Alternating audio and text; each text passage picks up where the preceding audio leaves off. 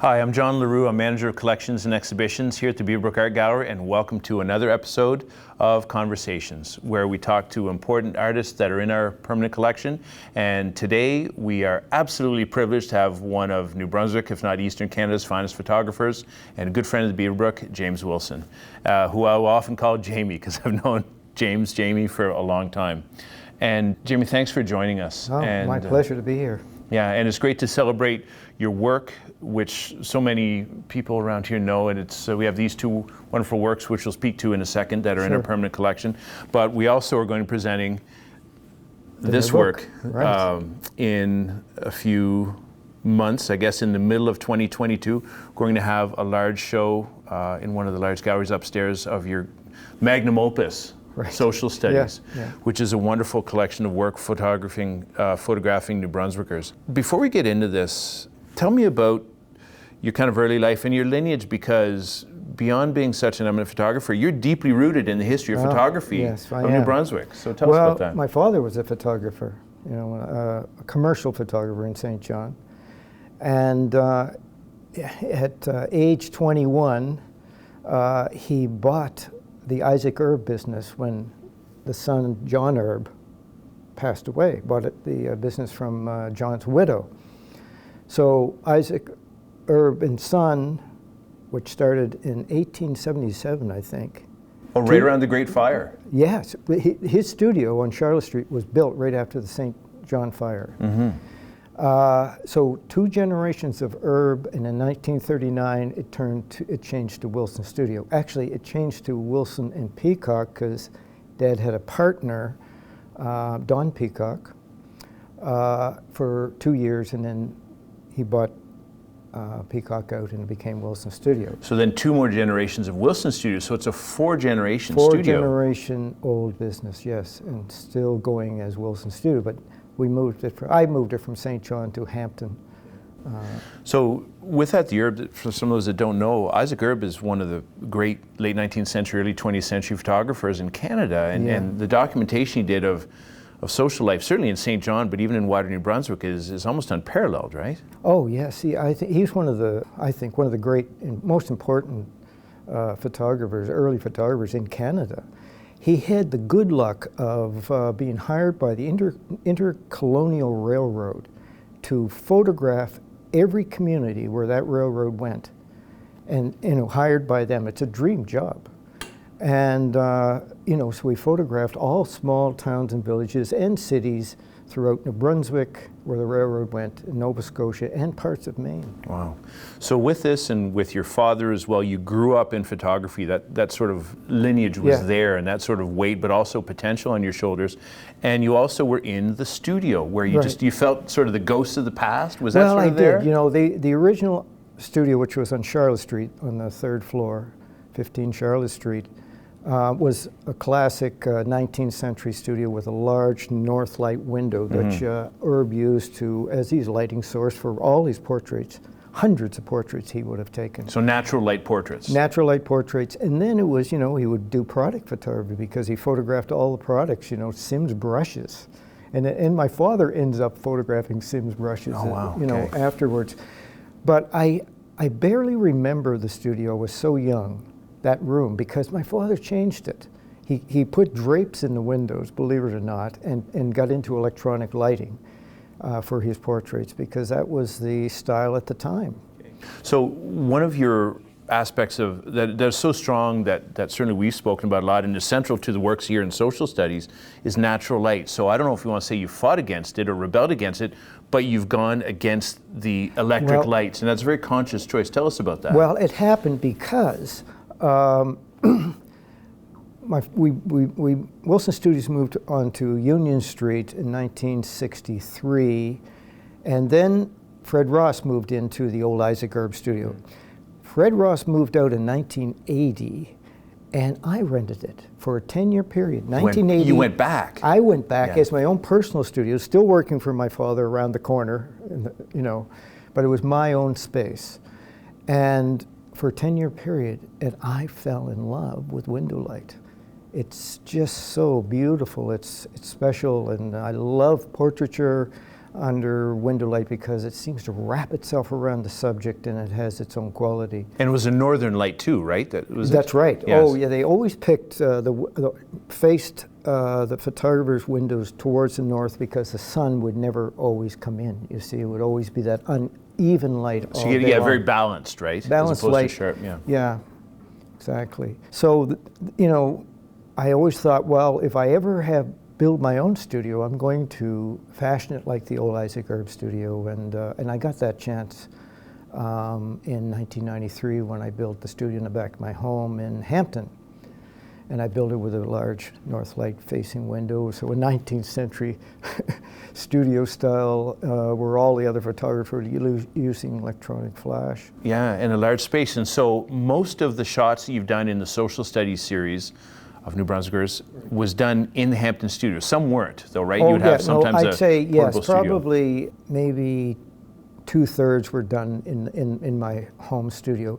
The rest were taken in other places. And what I would do is when I started to think of this body of work maybe encompassing all of New Brunswick, I had to find other studio spaces because I couldn't get everybody to come to my studio in Hampton. So I would rent the Charlotte Street Art Center, for instance, in Fredericton, and they would have these big windows that would face, if they faced west, I would pick the time of day and bring my subjects in.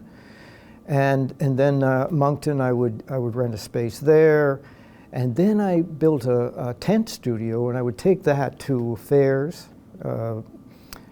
Queens County Fair, St. John Exhibition, the Fredericton Exhibition, set it up, and pull people out of the crowd. You're a country photographer. People I thought interesting, yeah. That would make a good photograph. So you told me a story. One of the ones that you shot, I believe it was in his home community, was the one of Yvonne Darrell, right? Oh, yes. Well, that's one of the great shots of this series. It is indeed, and it was a great experience for me to meet this champion boxer that I can remember the fight when I was just a little boy. The one against Archie Moore, my father wouldn't let me watch it. Had to go to bed. So I had a good opportunity with the help of a friend to take me up, and we met Yvonne, and I set my studio, my backdrop, in his little museum on the side of his house in Bay St. Anne. And, I first photographed him with his blue shirt and thick glasses, and I get the glasses off, and then we get the shirt off. Then we got him to put the actual gloves that he fought Archie Moore in 1957. And then I took a painting, John, off the wall of him as a boxer, painted in his prime. And I got him holding that. He's got the gloves on, he's holding this painting, and I thought, there's the shot. Because these athletes always hang on to their past. They spend the rest of their lives hanging on to their past. Mm-hmm. They build a museum on the side of their house. Yeah, honor, yeah. And all the way home, anyway, let me finish. I had one sheet of film left. I was shooting 4x5 film. And I said, hang on, Yvonne, one more shot. And I grabbed my camera and I moved in really close. And I focused just on his face. And I took that picture and forgot about it. And on the way home, I thought the definitive shot was the one of him holding the painting. And when I developed the film and I looked at that close-up of the face, I said, no, that's the one. His face was a roadmap and told his whole life right there. Yeah, of just conviction, but also of physical challenge and the blows to the face. Absolutely. A huge man. Yeah. No, it's a wonderful shot, and I know with our exhibition, we've shown this already in St. John, but that was central in one of the spaces. We almost built an entire room around that photograph that we conceptualized the space together. So with that, tell us about these two photographs of the chef of Ernie Banks as well. I know this is one of your really iconic ones. It is, which in fact we put it in the back of the book. Right, exactly. We always talked about having it on the cover so much, so it ended up at least on some of it. But some great stories about these, and again, both done in your studio, natural light. So that's right. This one is done in my studio, and this one isn't actually. Okay. I'll tell you about this one after. But Nancy, what makes this photograph, I think, is that first of all, when you see it, and because she has a chef's hat on, and her stance, it's almost masculine. You don't know if it's a man or a woman. It's a bit androgynous. That's right, and then you see the hips. So there's that mystery about it. But also there's a sense of tension in this photograph, and there's Really? There's a reason why. Nancy is a friend of mine, and she lived in Hampton, but she worked in Moncton and would drive that. Yeah, a long professional distance. chef as well. Exactly, yeah. So we had made an appointment for 8:30 one morning, and then she was going to go to work afterwards. Well, unbeknownst to me, she worked that night and ended up coming and keeping her appointment at 8:30 in the morning. She was tired and she was cranky. But I did it as fast as I could, but there was something missing. And I went into my kitchen, I got my chef's knife and I put it in her hand. And how she's white-knuckled holding it, and the tiredness, and it just makes this a narrative image, you know. I think it speaks to a lot of people. Absolutely, and it speaks to, I mean, it's the implement of her calling. Right. But it also really first kind of speaks to violence as well, and this yeah, and I think what makes a photograph work is because sometimes they speak to a different language to different people. And, yeah, there's some tension. But it's the composition is fantastic, and I'm so glad we have that in our collection. Of course, both these will be in the exhibition when it comes. Yeah. And with Ernie Banks as well. Ernie Banks. Well, Ernie, this was the second time I photographed him, Ernie was just one of these St. Johners. You saw him all the time. He was always wearing a fedora. Okay, was he uptown? You mean he would was just the be in the uptown city? guy, you know, and a nice man. And he was interested in photography too. So we would chat, and I asked him 3 times before he said yes, I could take his portrait. So this isn't the first one. The first portrait I took, I shot on an 8x10 sheet of film. And again, it was with his hat, and it was in my studio. And I had that photograph on exhibition at Peter Buckland's gallery, a weekend mini show it was. And we put it in the paper that people come to this show, James will be taking portraits of people. He's going to set up, and I set up my camera and tripod there that Saturday morning. Yeah. Anyway, the day came and I photographed a few people. But when I looked out the window, there was Ernie walking along the street. And I went over and I said, hey, Ernie, come on over and see your portrait. He came in, he looked at it, he had a tear in his eye. And I said, Ernie, before you go, let me do one more of you. And this is, Peter, this is in the window light of the front of Peter's gallery. And only Peter Buckland and I know that behind Ernie is a hook of the picture we took off the wall to make space for him. For him to do it, okay. So but, all of these...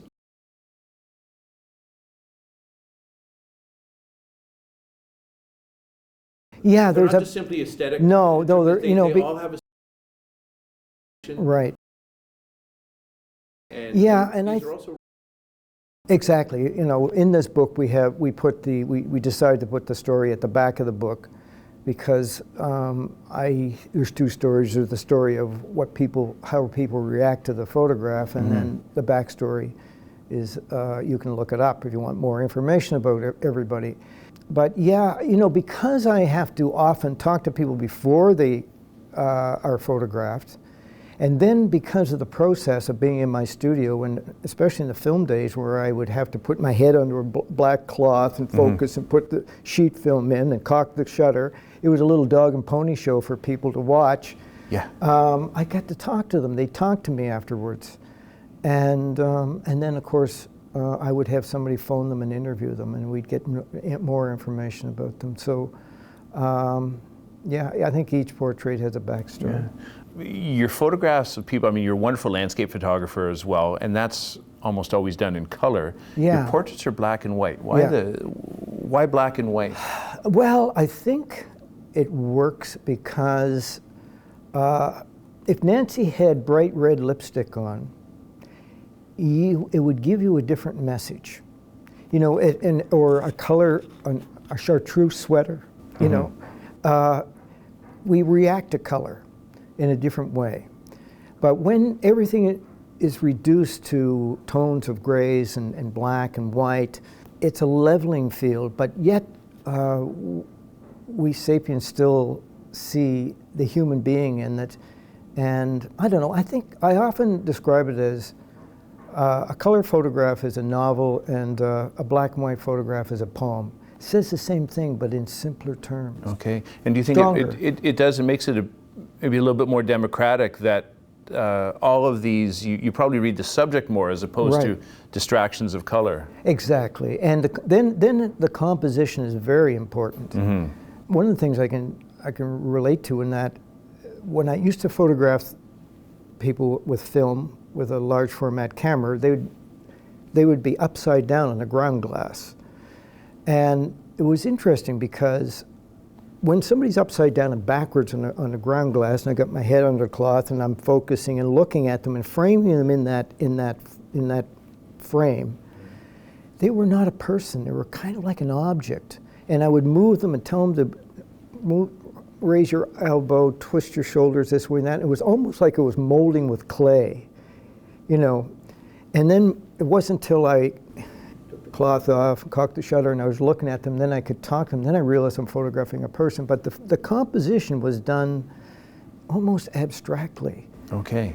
And it was a big shift for me to change to digital, and I didn't do that until 2006, and I bought a Phase 1 camera, a medium format sensor that could give me the same quality as 4x5 or 8x10. So most of these are digital. There are some that are filmed, though. Oh yeah, I'd say half are film. Yeah. Okay. 50-50. Yeah. So when we did the book, one of the great professional pleasures of my life, and I mean that, was working with you on just not the conception of the book, although there's a bit of that, but choosing the images, which we did together, and it was wonderful to select. And it was actually very hard. Yeah. You know, the ones that are left on the cutting room floor. Job. But I know in putting the order of these together, there's certain elements. I know that, for example, the one in here where we have the one you took of Matt Stairs, the great baseball player. Yeah. The baseball legend, 2012, and then following that is the photo directly after of Mel Calhoun, the farm laborer, and their stance is almost the same, with their kind of wooden implements held in the same arm in the same position. Yet one, you know, multi-millionaire baseball player, the other blue-collar hard worker. Of course, they're both hard workers, but farm laborer. Yeah, farm laborer, and you get very different life experiences. But they get this balance that the physical quality and the composition makes them relate one to one, and it was a wonderful connection that you make. Well, true, and of course that wasn't intentional when not when you made it, but in the book it speaks to them. When you start selecting. Mm-hmm. But it was very important to me that everybody gets the same treatment. Mm-hmm. Everybody gets the same light. Everybody gets the same stage, the same background. Same level of dignity and consideration. Right. And it was important to me that I give everybody a sense of dignity. And also I avoided the, today, with so many people taking selfies with their phones, people have acquired a certain smile or stance that makes them look good, and it becomes like a mask. And it was important to me that I would avoid that, and try to get the real person. Mm-hmm. And I find that if I choose people that aren't photographed a lot, then I get a more honest portrait, a more honest look, a more honest feeling, so that's what social studies is for me, is documenting, I think, New Brunswickers. It's now a New Brunswick story. Mm-hmm. But I think it's a humanist story. I think it's even bigger than New Brunswick. You picked a select group of people. Exactly. But it's bigger than New Brunswick. Someone from Iowa or Romania or Japan could look at this and understand. Yeah. Well, we found that out, don't we? Because this book is sold all over the world. Yeah. And it was very popular in Western Canada.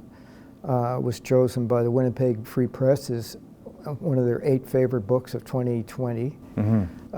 So that was a surprise to me that people outside of the province really can relate to this. But I think it's a slice of any society anywhere in North America. Yeah. The same cast of characters. Some of the people, you said they're grounded in New Brunswick and they're sort of regular people on the street, but some are international figures as well with a connection to New Brunswick. Like one of my favorite photographs in here is the one of Lise Doucette, who is a world-renowned, basically a reporter from the BBC International, and she's from Bathurst. That's right. And you photographed her here in this, wearing her, basically, I guess, a kind of a bomb explosive jacket, which she wears in conflict zones, for lack of a better word. And you photographed her when she was home visiting. That's right, yeah. And I arranged this meeting for us to photograph through emails. And she would be in Beirut, and answering me was like, oh my goodness, this woman's not going to have time for me. But she comes back to visit her mother every summer. So she could either come to Hampton or I would come to Bathurst. And we decided to meet halfway, and I photographed her right in the new wing of the Beaverbrook here. Oh, that was shot here? Yes, it was. Okay, didn't know that. And I asked her if she would bring her flak jacket, not knowing that it weighed 35 pounds. And the helmet weighed 8 pounds, and she brought both and had brought a separate luggage just for that, just for the portrait. Wow. So I was flattered about that, and it's a great shot, and there's a dignity, but there's also a humility in this too, as a sort of servant to her calling. Yeah. Another photograph, which ended up being sort of the large poster, which was a huge kind of temporary banner on the side of the St. John Arts Centre, was when the exhibition was one of Clyde Ray, which is one of my favorite photographs in this, where an amazing cultural figure in St. John. But tell us about that portrait. You have a good relationship with Clyde. Well, too. I became friends with Clyde and through another friend, and I just thought, well, I want to photograph him, because he's such a beautiful man, physically. So I had taken them, I brought him out to the studio, and I photographed him out there. The nice thing was that he wrote a poem about the experience and gave it to me. So sometimes you get these little gifts back, Yeah. And then when we did the book, I asked if he would write a poem for the book. Yes. And there's one in there, so that I'm quite happy about that too. One of the privileges of working with you on this was great, but was being able to write an introduction for it too. And with that, we spoke as well a lot about some of your heroes and influencers that come to this, and some of the people that I certainly love. Richard Avedon, the great portrait photographer in the States, who works a lot in black and white, and not that this is a homage to it, but there's a common sensibility of photographing sort of the common person with a sense of gravitas, which is monumental, which I think you share. So tell us about some of your sort of heroes or influencers that are there. Yeah, definitely Richard is.